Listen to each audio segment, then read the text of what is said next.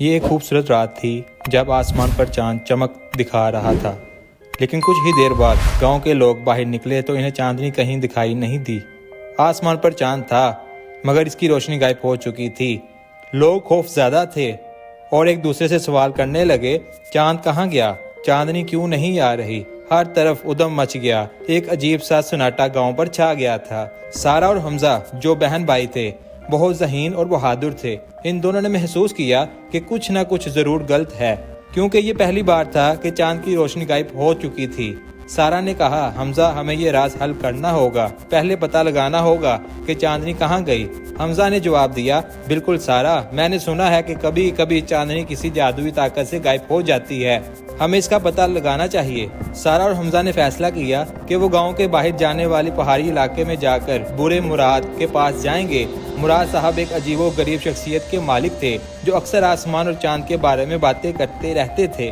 لوگوں کا کہنا تھا کہ مراد صاحب نے اپنی جوانی میں چاند اور ستاروں کے راز جانے ہیں۔ جب سارا اور حمزہ مراد صاحب کے گھر پہنچے تو وہ انہیں دیکھ کر مسکرائے اور کہا، تم دونوں یہاں کیوں آئے ہو؟ کیا تم نے آسمان پر کچھ عجیب دیکھا؟ سارا نے فوراً کہا، ہاں مراد صاحب، چاندنی غائب ہو گئی ہے، ہم جاننا چاہتے ہیں کہ ایسا کیوں ہوا۔ مراد صاحب نے سنجیدہ ہو کر کہا، یہ معمولی بات نہیں ہے، آسمان میں کچھ جادوئی طاقتیں کام کر رہی ہیں اور چاندنی ایک بادل میں قید ہو چکی ہے۔ وہ بادل بہت طاقتور ہے اور چاند کی روشنی جذب کر رہا ہے۔ اگر ہم وقت پر کچھ نہ کریں تو چاند ہمیشہ کے لیے غائب ہو جائے گا۔ مراد صاحب نے سارا اور حمزہ کو ایک قدیم نقشہ دکھایا جو ان کے دادا نے انہیں دیا تھا۔ نقشے پر ایک علاقے کا نشان تھا جو گاؤں سے دور ایک جھیل کے پاس تھا۔ مراد صاحب نے کہا، اس جھیل کے قریب ایک بادل ہے جو خود کو چاند کی روشنی سے طاقتور بناتا ہے۔ اس بادل کی ایک جادوئی توانائی ہے جسے صرف وہ لوگ ختم کر سکتے ہیں جنہیں چاند کی روشنی کی طاقت کا علم ہو۔ سارا اور حمزہ نے فوراً اپنی مہم شروع کی۔ وہ جھیل کے کنارے پہنچے جہاں ان کا سامنا ایک عجیب و غریب منظر سے ہوا۔ ایک بہت بڑا بادل آسمان پر موجود تھا اور اس بادل کے اندر چاند کی روشنی پوری طرح جذب ہو چکی تھی۔ بادل کا رنگ سیاہ تھا اور اس کے اندر ایک طاقتور لہریں چل رہی تھیں۔ سارا اور حمزہ نے باہمت ہو کر بادل کی طرف قدم بڑھایا۔ جب سارا اور حمزہ بادل کے قریب پہنچے تو بادل نے ایک زبردست آواز سے کہا، تم دونوں یہاں کیوں آئے ہو؟ تمہاری طاقت میرے سامنے بے اثر ہے، میں چاند کی روشنی جذب کر رہا ہوں تاکہ زمین پر اندھیرا چھا جائے۔ حمزہ نے کہا، ہم تمہیں تمہاری جادوئی طاقت سے شکست دیں گے۔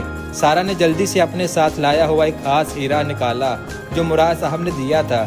اس ہیرے کی خاصیت یہ تھی کہ وہ چاند کی روشنی جذب کرتا تھا اور اس کی طاقت کو واپس آسمان پر بھیج سکتا تھا۔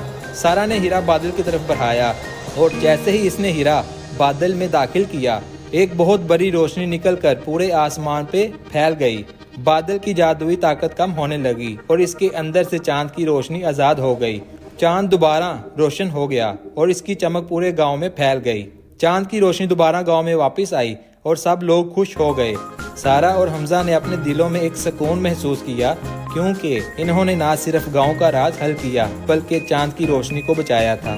گاؤں والے سارا اور حمزہ کو ہیرو سمجھتے تھے اور مراد صاحب نے انہیں مبارکباد دی۔ اس نے کہا، تم دونوں نے جو کیا وہ بہت عظیم تھا، تمہیں اس بات کا اندازہ نہیں ہے کہ تم نے کتنا بڑا کام کیا۔ چاند کی روشنی صرف ایک قدرتی چیز نہیں بلکہ یہ ایک جادوئی توانائی ہے جو زمین پر زندگی کے لیے بہت ضروری ہے۔ سارا اور حمزہ نے یہ سیکھا کہ کبھی کبھار حقیقت اور جادو کا فرق مٹ جاتا ہے اور کچھ چیزیں صرف ایمان، ہمت اور عقل سے ہی حل کی جا سکتی ہیں۔ انہوں نے یہ بھی سمجھا کہ چاندنی نہ صرف رات کی روشنی ہے بلکہ ایک قدرتی تحفہ بھی ہے جو زمین کو روشن کرتا ہے اور زندگی کے تمام رنگوں کو جلا بخشتا ہے۔